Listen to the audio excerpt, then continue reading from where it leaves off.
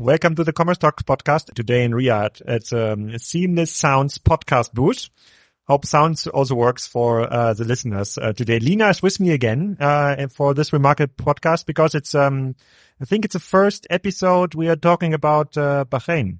Absolutely. From a business from Bahrain. So we have talked about it whenever we talked about the region, but the first time we talk about your marketplace business, Homiez. Please introduce yourself and your business. Well, thank you very much, Alex and Zina. There's the first time for everything. I'm Sadeq Abdulrasool, one of the co-founders and the chief digital officer, because we don't have chief executive officer for Homiez. We are a marketplace which has been founded 5 years ago. Across different verticals. We do work in around 13 verticals, but with the focus of electronics, household appliances, cosmetics, perfumes, fashion, and so. I would call ourselves, we are the largest marketplace in Bahrain, but for non-food. We don't deliver biryani, we don't deliver shawarma, we don't deliver pizza, we don't deliver burgers. We deliver everything else. We left that business for someone else. Fortunate for us, when the COVID came, it just boosted everything online and it just made everything online. So here where we have been the star in Bahrain. Nice. Can you please enlighten us a bit about the structure of Bahrain? How big is it? How many people are living there? People might have seen Qatar during the World Cup. Yeah. Some of them do have an understanding about Dubai because there's a flight connection from their local airport. Saudi's upcoming and nobody understands it yet. But tell us more about Bahrain. Well, Bahrain is we call it the heart of the Gulf, and rarely you might hear someone comparing a country for a city, but they call us the mini Dubai. Just imagine, okay, the mini Dubai. So Dubai itself, it's larger and bigger than Bahrain. We are quite small island. Our entire population approximately is just 2 million, and around 55 to 60%, they are expats. They are working. So we are the minority. They are the majority. And that helped us to have a very blended geographical and demographical structure within the country itself. And the people that are coming to Bahrain to work, is it like a certain industry? Are they working in the oil industry or gas industry or in retail industry? What is it, the main focus? What is the business model? Yeah, indeed. If you come for all the Gulf countries, they were relying on the oil, gas for the past decades. But for Bahrain, yes, we do have the oil. Everyone, they are looking for the Gulf countries. You are having the oil comes from the house taps, which is incorrect. Okay. But the oil comes first. We have started within the services. One of the things one of the facts that it's quite clear for people in that region that Bahrain considered as number one, the fintech hub. We are quite pioneers when it comes for the region. For the region. And as we are at the fintech expo more or less, so do many of these vendors here I see at the Seamless are coming from Bahrain, or do you have an office there? No, they are not. Offices, yes, most probably. But what matter most is they are considering us as the sandbox of the Gulf. So if you want to experiment anything, you will not start it in Qatar. You will not start it in Saudi Arabia. You will not start it in Emirates. They will start it in Bahrain because it's more friendlier when it comes for the regulations. You can get things, experiment things way easier, better. For example, we were the first country that they are licensing the cryptocurrencies in the entire region. So right now you can regulate things related as a products under cryptocurrencies only in Bahrain. Dubai, just I guess last year. Here, the other countries, they have not started yet when it comes for the cryptocurrencies. The open banking as a concept, it started in Bahrain. The 4G, 5G when it comes for the telecommunications, it started in Bahrain. If it's successful, now you can roll it for the neighbor countries. And that's what almost everyone in this region, they are treating Bahrain like that, which it gives us like plus advantage. And just to add to that, which I think it would be every listener can resonate, when Amazon decided to come to the Middle East, they didn't go to the UAE, which they knew about it very well. They actually chose Bahrain as to set up their Amazon Web Services. Yeah. So Bahrain has always became like the country. So any company you see now here on AWS, their data is being hosted out of Bahrain. And, even I think Bezos, is we need to first charge them for having their data on our country. Yeah. So everything sits in Bahrain, like all the data. It's very, very appealing regulation for the startups. And you are like mini Dubai. So Amazon came to Bahrain, but still you're running the biggest marketplace. Well, no, like the Amazon I know. But if Amazon Web Services, it's not like a big step to assume that like the retail business is also joining. Yeah, indeed.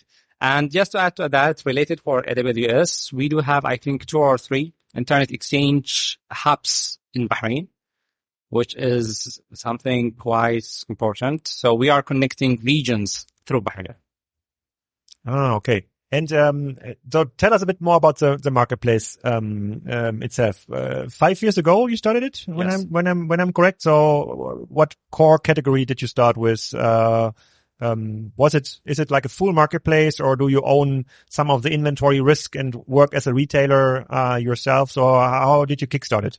Sure. Well, I wouldn't say in that area we were the pioneers. We were starting like crazy people. We want to be the next Amazon. We want to be the largest. We want. When we have started 5 years ago, 2018, in the June 2018, we have started by onboarding any vendor on any particular category, including even services, catering, fashion, except for the food. It was like, we will do that later. And that gave us, at least from that point of view, no focus, because we weren't doing anything correctly. And that helped us to understand where to focus, because at the end of the day, your business, either you want to scale it up or you want to quit it over the time. And until that moment for us, it wasn't clear what we want to do. We had the passion, we had the knowledge, we had the expertise, we had the funds, we had the capital to start. So when we had started, we at least put the focus of just on board any vendor on any category, on any vertical, let them start, let them sell. We want to be the one-stop shop for everyone. But as we are growing, as we have succeeded on different aspects, we have found out it will not be practical or useful to sell everything. It doesn't make any sense. Yes, our thoughts will be the online mall. You will be the one-stop shop.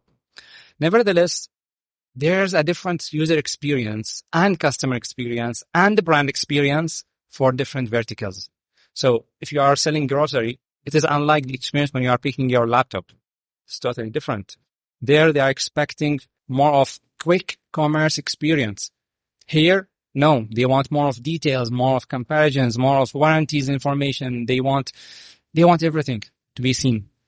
So around 2 years later, we just started, I would call it, we have started to cut off some of the verticals, such as the fashion. Fashion experience is totally different, extremely totally different. It's not just like add to cart. It doesn't work. And here when we have started to get a shed a little bit is not only on the technical side, but even how does the customer perceive the experience? How is the touch points? Where's the buttons that they need to check to see? And so when we have implemented our mobile application, like 1 year later, it was also a different experience because we have started, it was like a similar mobile view for the website. Nevertheless, for the mobile application, we had to revamp everything to make it look like something totally different. Until date, I can see always there's a room for improvements. And it's interesting, you say that you try to cut verticals. So what about the team, right? So the same way as you were trying to onboard it, even like logistics wise, commercial wise, even marketing. So has that transformed you all, like Homiez as an organization? And also maybe you can tell us, how many people you have working for you? Are you relying mainly on agencies? Have you tried to build your own tech?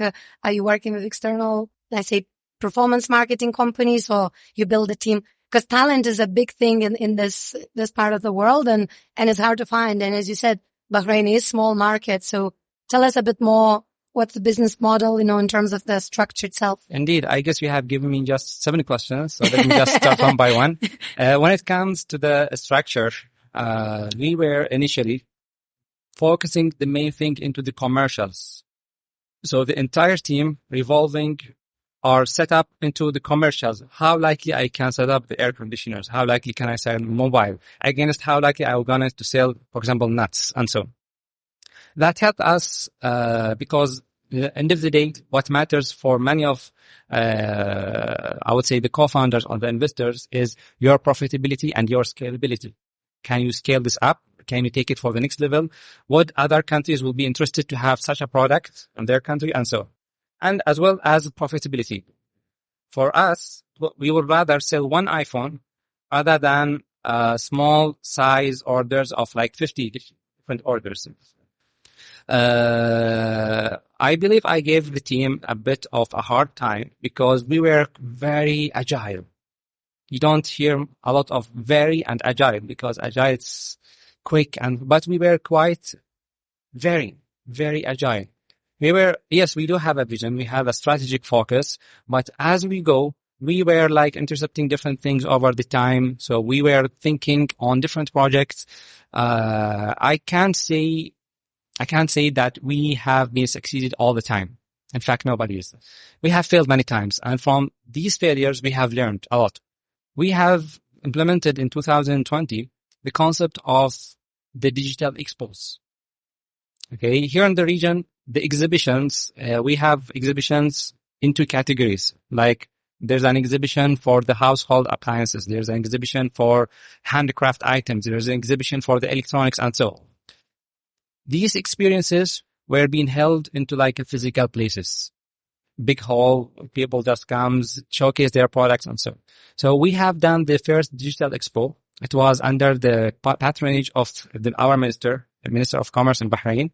And we have partnered up with a company which they help us to virtualize products instead of just add to cart, but rather than you will be able to see them, rotate them, move within like the shops and so. It was very challenging because again, there's a cost for the innovation. There's a cost for the change.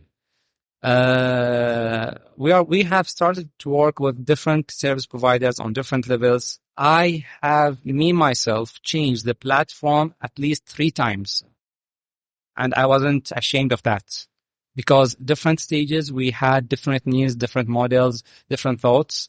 Yes, there's a cost associated. There's a risk associated. The re-platforming, the migration, it wasn't just overnight job. Yeah. It takes some time. I have been, I guess, insulted many times from my team, but at the end of the day, what matters is the company objectives. Till date right now, we do have a blended model, which many of the functions held it locally or in-house, and some of the functions are held by third party or experts from outside. It comes to my mind right now, our tech partners, what we have worked with them, Fresh Techno Labs. I'm not mentioning their name because they were good, but they were adaptive because every like 3-4 weeks, I'm thinking, hey guys, I do have new thoughts about new things. I have a new scope that I need to discuss with you. And so it was giving them a hard time because it's not easy to change scopes over time. But that helped us right now over this 5 years journey to right now making Homiez getting ready for the next, what we will call it, the next Homiez 2.0, most probably, which is an AI marketplace where the customers, they don't need to browse or navigate. They can just ask and we will find for them the best fit products. Can you give us some KPIs from your marketplace? Revenue, amount of products, how many baskets, how many retailers are working with it? Well, one of the most important KPIs would be the profitability. Okay, how likely are your overall revenue? I think everyone working in a commercial aspect, they will think about that as number one. Even if they say no, number of clients, number of leads, number of prospects, yes, it's not a charities anymore. It's a business. So definitely you'll look after how likely you are making a business in terms of dollars from your clients. Number two, I would say it is more of traffic. Reason why, I do have different schemes that I'm working with our vendors. One of them is like one-time payment based on different aspects. Some of them, small businesses, it's based on a monthly subscription. On monthly basis, I'm taking a small amount. These vendors, they are not relying on the online sales, but rather they are relying on the exposure they are getting from Homiez. I will give you an example. We do have one of the vendors, he is selling Omani perfumes. It's a very expensive one. Each one, it costs you not less than $200 to $300, the perfume itself. So how likely people, they will buy a perfume? Such a perfume is not Chanel, it's not Dior, it's not Versace, is local brand. They will buy it without smelling it. Not that much. However, because they are getting exposed from our end, through our platform, through our digital channels or the marketing channels, they are getting a footfall to the shop because they have seen the products. So that's their satisfaction as a vendors. We do have the number of, I would call the lifetime value. Perhaps many of the businesses, they do have different understanding for the lifetime value. But since we are focusing on electronics and household appliances, our customers' frequency, purchase pattern, it does matter. How likely you will buy a laptop per year or a mobile per year or air conditioner or TV per year? In your best cases, once. I understand those KPIs, but we need some hard facts so people can imagine. So what are we talking? Is it a business doing like 10 orders a day, 1,000 orders a day, 10,000 orders a day? Well, see, for us, I'll talk about nowadays. We are talking about 100 to 200 orders per day. Okay, but these are within electronics, perfumes, cosmetics. Back in COVID, 2019, 2020, in specific, we were doing thousands of orders. But for me, these thousands of orders, I will call them just like a footfall, because what is your profit out of the day is a commission. What is, if you'll take 5 to 10% commission out of $5 basket value order, how much is it for you? Peanuts. These peanuts, with any single failure or any risk associated, it will burn your commission. And right now we are on the track of scalability and going bigger and larger.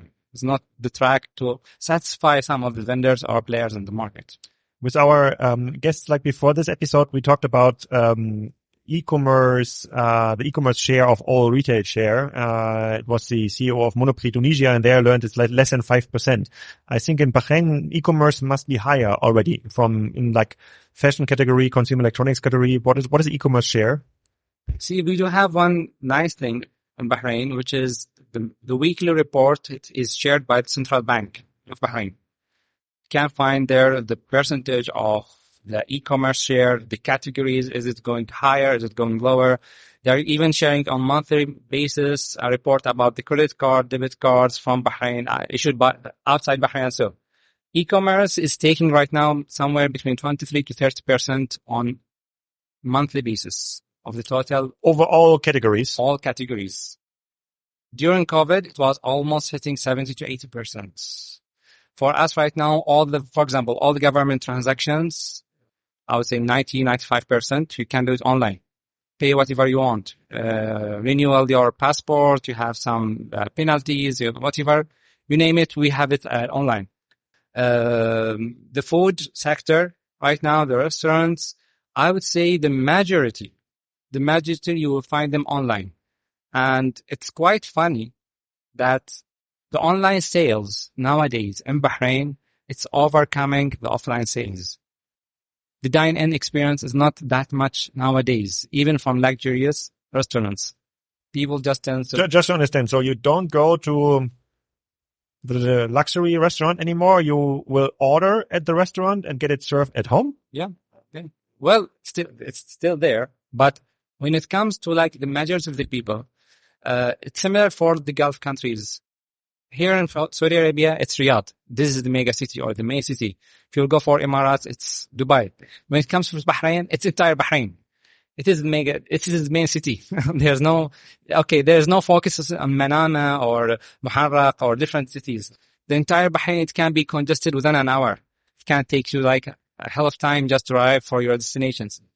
So that's where everyone started to embrace the digital transformation and going online and thinking about how likely they are having a good footfall and presence online, whether through application, through the platforms, or through even their own websites. Yeah, very insightful. Thank you for being on the Commerce Talks podcast.